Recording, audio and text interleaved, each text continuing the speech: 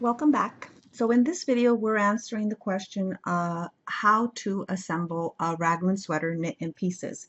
Now, generally, when you're knitting a sweater in pieces, there's a specific order of assembly.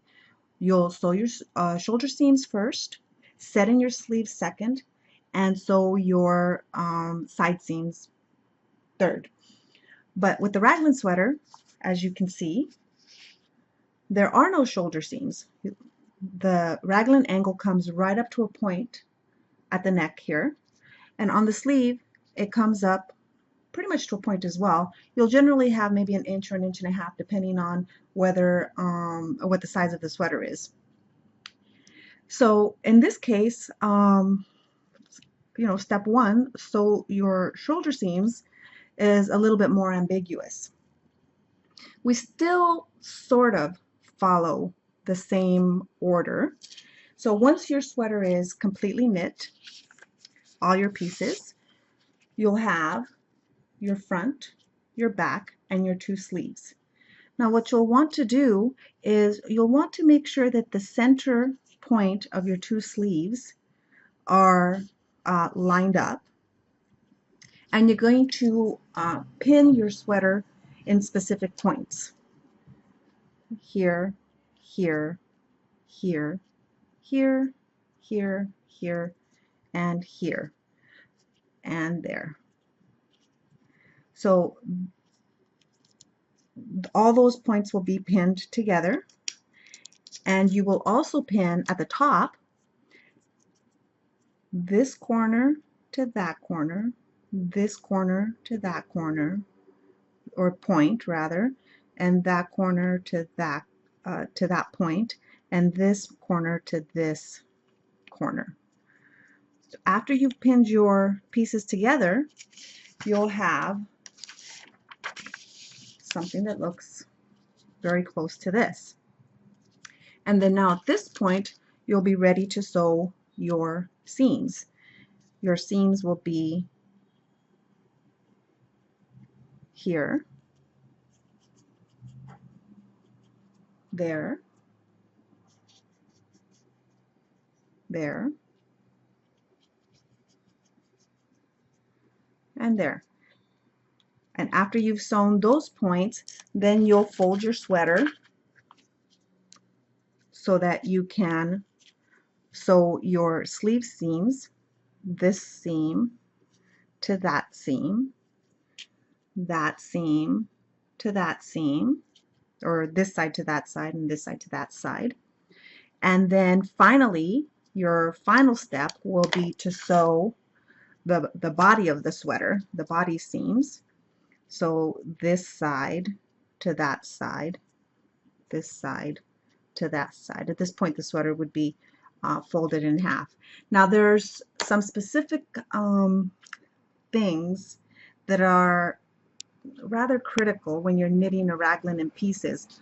I'm going to call them rules rather than guidelines, because you want to, if you deviate from them, the assembly is going to be much more challenging. And they are. Rule number one, the armhole. Okay, generally it's a full inch longer than the average armhole. So if you've taken your measurements and you see your armhole should be 10 inches, on a raglan it'll be 11. What do I mean by the armhole length? The armhole length is this.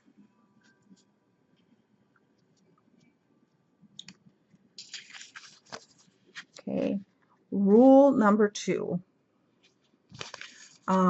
your upper arm width, also a full inch wider than normally you would expect. And what am I talking about there? That's this point here. So if your sleeve width, upper arm dimension, let's say it's 12 inches, for a raglan this should be 13 at this point. This is for a comfortably fitting upper arm. Otherwise, your raglan sweater, and you might notice this in some patterns that the upper arm is pretty tight on raglans. Okay, rule number 3, row gauge. Now this is a killer. This is probably the most important thing. It's just critical. You have to get this right. The number of rows in the armhole for the front, back, and sleeves must be the same. So on most schematics, you'll see them like this, right? And then they'll say X number of inches from here to here, or centimeters depending on where you are, and from here to here, and then the width here, the length here, the length here. Very rarely, extremely rarely, I'd rather say almost never, will they tell you the number of rows from here to here. This is that critical number, critical thing you have to have. You need to know how many rows, what your row gauge is, from this point to that point. And this must match, absolutely must match. You must have the same number of rows here as you have here, as you have here. So all of these areas have to have the exact same number of rows. If you don't, what will happen is when you try to sew this thing together, you're going to get bunches and scrunches of fabric, or pieces, sections where the fabric is stretched a little. It won't lay flat. So that is extremely, extremely important. Rule number 4. This is actually, generally speaking, true for all knitting, but your decreases and actually any kind of shaping that you do should always be worked on right side rows only. It just looks nicer. Sometimes that's impossible, and I've seen patterns where shaping happens on the wrong side and it all works out okay, but generally speaking, the right side is the way to go. And finally, also, especially for raglans, very important, your decrease, because we're seaming, right? So decreases must be worked 2 stitches from the edge on all pieces, front, back, and sleeves. Again, we're talking about your decreases need to be in 2 stitches from each of these edges. Why? So that you have a couple of stitches to sew your seam with. So once you've got all your pieces together and pinned out, you'll sew your seams. I prefer mattress stitch to sew the seam. It looks the neatest, the smoothest. And so that's the order. It's not difficult to do. As long as you've got your rule number 3 here, your row gauge, the number of rows in each section, and you've pinned it out, you've pinned your pieces out and the appropriate points,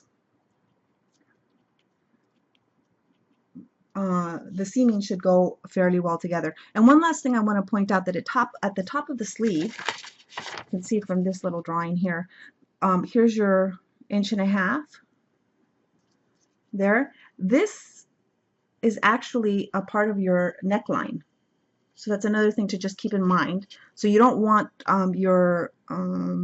you don't want this 1.5 inches to disappear, because as you see here, it's here.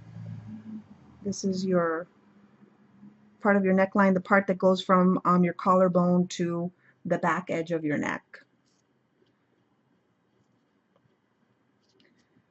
Okay, so that's all about how to put together a raglan sweater knit in pieces. If you have any questions you'd like for me to address, feel free to ask, and I'll see you next time. Thanks for watching.